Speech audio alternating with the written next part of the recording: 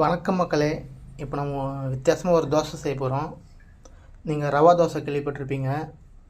இப்போயும் நம்ம ரவா தோசை செய்ய போகிறோம். ரவா தோசைக்கு அரிசி மாவு, ரவை, மைதா மாவு சேர்ப்பாங்க. இப்போ அது சாதா ரவா தோசை சொல்லுவாங்க. அப்புறம் ராகி ரவா தோசையும் செய்வாங்க. ராகி மாவு போட்டு ரவையும் கலந்து செய்வாங்க. இப்போ நம்ம செய்ய போகிறது என்ன தோசை தெரியுங்களா? கம்பு ரவா தோசை. கம்பு ஒரு கிளாஸு, ரவை ஒரு கிளாஸ் எடுத்து வச்சுருக்கேன். அது கூட நம்ம தோசை மாவு கலந்து கம்பு ரவா தோசை செய்ய போகிறோம். ஒரு கிளாஸ் கம்பு மாவு, ஒரு கிளாஸு ரவை.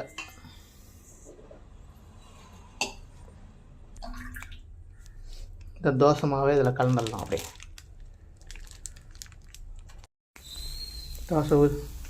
தோசை ஊற்றிருக்கோம். அப்படியே அழகாக எடுக்கலாம்.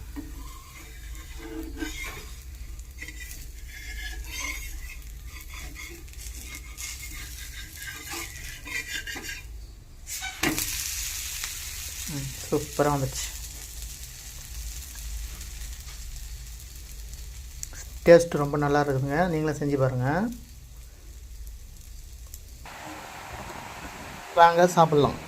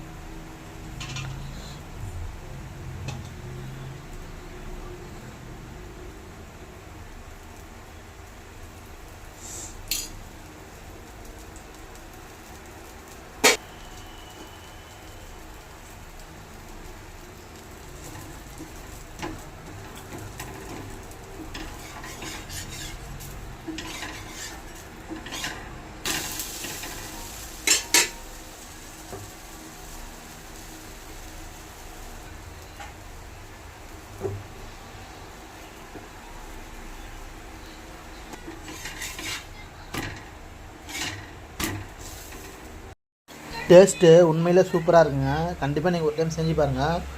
ரொம்ப அருமையாக இருக்குது டேஸ்ட்டு. எந்தளவுக்கு டேஸ்ட் வரும் நான் நினைக்கவே இல்லை. தோசை மாவுலேயே கம்பு மாவு, ரவையும் கலந்து கொஞ்சம் நேரம் ஊற வச்சு, இது நம்ம உடனே கலந்து உடனே செய்கிற மாவு. அதனால் கொஞ்சம் புளிச்ச மோர் இல்லை தயிர் கலந்து செஞ்சிங்கன்னா இன்னும் சூப்பராக இருக்கும். செஞ்சு பாருங்கள். லைக் பண்ணுங்கள், ஷேர் பண்ணுங்கள், சப்ஸ்கிரைப் பண்ணுங்கள்.